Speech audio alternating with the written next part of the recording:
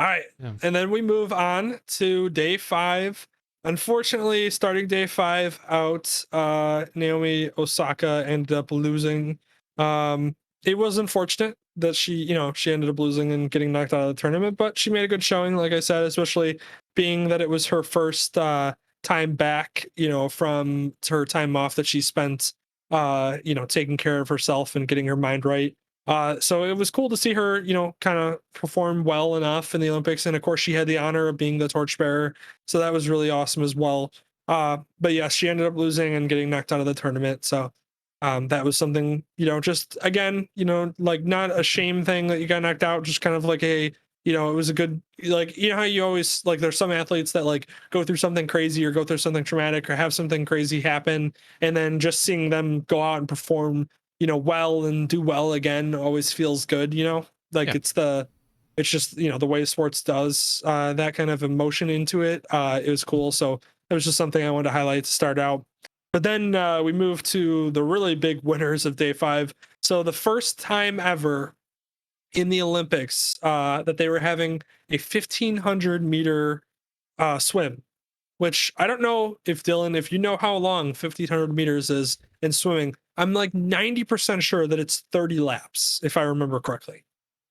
Okay. I So, immediately went to like like, a 400-meter run, which is pretty long, and then yeah, and multiplying then that. 1500 meters of swimming. Dylan, at one point mid race, they were like, and blah blah blah's in the lead, and we'll be back right after this commercial break. And they went to commercials mid competition. That's how long it was. I have heard about, like, as a side thing, that like the coverage has been lacking in lots of ways. I don't know if that's a great example of it, but I've heard bad No, things.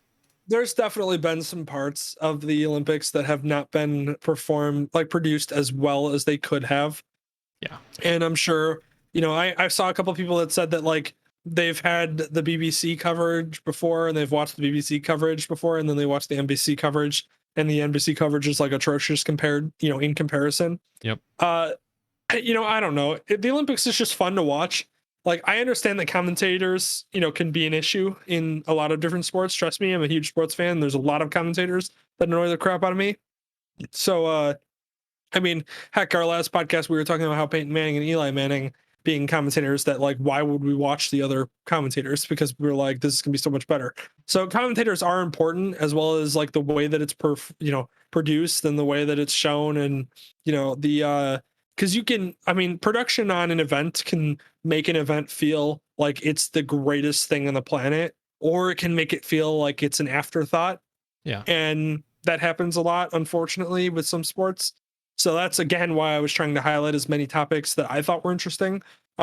Just because, you get the standard stuff, the sprinters, the swimmers, the basketball, that all gets highlighted a lot and heavily. But there were some other really cool events, like, watching the freaking competition of the downhill bike riding, where they're like, it's like off-roading, where they're like literally riding down rocks. And I'm like watching these human beings do this. And I'm like, the amount of broken bones that would take for me to reach from Seriously. the top to the bottom of the hill is insane. Yeah. So, It's yeah, literally it was like off-road biking was like the whole competition and stuff. like it was no joke, like going downhill with rocks. Like they were not moving fast. Like you had to move slowly Yeah. because you had to go navigate down a rocky hill. And I'm not talking about like little rocks. I'm talking about rocks that are Yeah. like, Like boulders.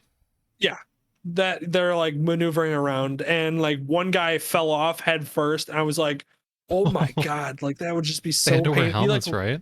Oh, he like slid down the hill. It was bad. I was like, man, this is brutal. It's like literally like you make one wrong move and suddenly you've got like, like 6 months of rehab. But anyways, yeah, it's crazy other events like that are occurring that people don't really get to see or get highlighted. So I'm trying to highlight some athletes that maybe don't get highlighted. But yeah, I've heard the production could definitely be a lot better. But listen, we always complain about production on literally everything. There's always going to be complaints about it, no matter how nice it is or how good it is. Some do it better than others. Take notice, Major League Baseball, to what the NFL has been doing.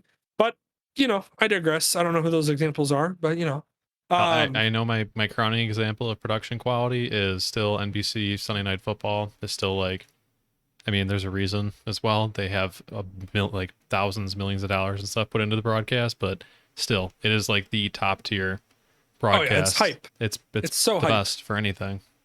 Yeah. They actually put So so much effort into it.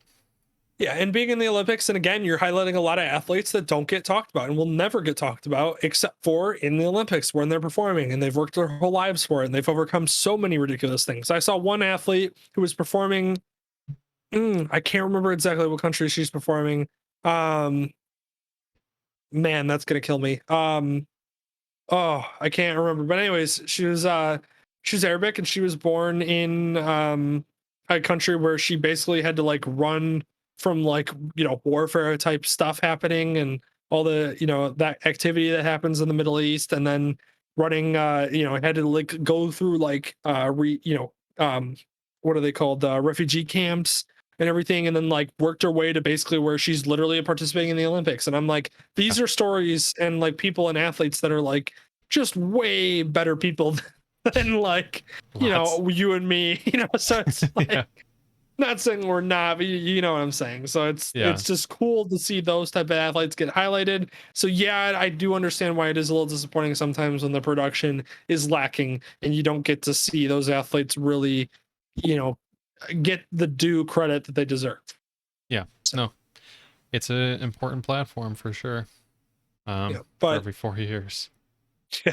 yeah, and it's ridiculous. But anyways, yeah, so to go back to our what we were talking about, the Olympics, I guess this is the first time ever that this has happened. They ran a 1,500-meter lap race, and yes, like I said, it literally went to commercial break mid-race because they were like, we'll be back after this commercial break. And guess what? They came back, there was still a couple minutes left of the race because it was a 15 I think it was like a 15 and a half minute total race Oh that my was occurring god, for exhausting. 15 and a half minutes, Dylan. They had to swim. And Katie Ledecky, like, destroyed it. Like, she was like, like, it was first place is Katie Ledecky, and then it was like, oh, way to go. And then you're like waiting a minute, like a second or two, and then you're like, and here comes second place and third place. Like, it was like, she really killed it. And it was like, people, I guess, had said, like, oh, this is going to be her event. Like, she's literally like trains for this kind of thing, even though she does like lesser races. She literally apparently trains for like races like this just so that way she can perform even better at the lower races. Right. So it's one of those where like people were like, oh, she's going to dominate this, and guess what, she did. Yeah. I mean, she literally solidified why she's one of the, if not the best swimmer of all time for women. It just this insane, ridiculous stamina and strength and everything. And the scary part too was she finished the race, like didn't even seem like she was like that tired. Like I'm sure she was, but like didn't seem like it. Like she Yeah. did not come off as a person who literally just did 30 laps in the pool at full speed. Cannot So, emphasize how absolutely exhausting swimming is. It's such a oh, good workout, but like, man, it's it's stupid. yeah. You're not So meant to be in the it's water. no, it's a full body workout, and to move as quickly and as long as they did using all of their muscles in the body is insane. So Katie Ledecky is incredible and one of the greatest just athletes that I think we'll ever see in our life, in our lifetimes, and maybe even Olympic history. I'm sure there will be more athletes that come around that will also say that about. But yeah, she is literally. We should appreciate greatness as we see it. One of the best athletes probably ever. Yeah. So. Crazy. Then we move on to the a little bit of basketball that's occurring there. So the women's basketball team is the women's 3-on-3 won their first ever gold in the 3-on-3 tournament. So this is the first time that 3-on-3 is introduced. This is one of the newer the 5 new sports that's been introduced. So it's literally 3-on-3 basketball, which is really cool in its own idea. I love the idea of 3-on-3 basketball. Like I've heard, the NBA All-Star game is a type of game that like you just don't watch because it's just bad. Like people just shooting from whatever they want. Nobody's playing defense. Nobody's attempting to play any ounce of, competitive defense whatsoever. And so you just get scoring Right. nonstop. And one of the things that people have talked about is like, oh, they should have a 3-on-3 tournament where like the top, 5 vote getters get to pick their 3-on-3 teams. And then, all those teams compete in a tournament. and the winner gets like, what, $1 million each or something like that, or 2 million each or whatever, which would be cool, especially for younger guys that are making it but for the first time. Anyways, yeah, so going back to this, so basketball, and then the other thing too is the men's basketball team, we're not talking about them just yet because we'll get to them in a minute, but they ended up winning their first game, in the Olympics, so they're finally starting to actually show why they're, maybe the most talented team in the entire tournament, but just don't play as a team, and so that's why other teams can beat them or they're vulnerable. So Yeah. which is annoying, but oh well.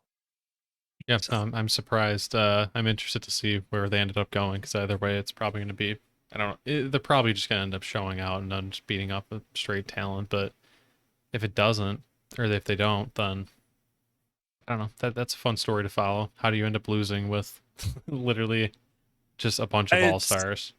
You want to figure that out? Just go back to freaking 2014 and watch the team, or 2004. I'm sorry, it was 2004, I think. Go watch the 2004 team and just be like, I don't know how you guys are losing, but that's the way it works. So sometimes, but anyways, moving on to day 6 of the Olympics, and a couple things I want to highlight, because again, this is another sport that really doesn't get talked about a lot. And I believe this is Zhang, right, from the United Yes. States. Okay, so another day 6.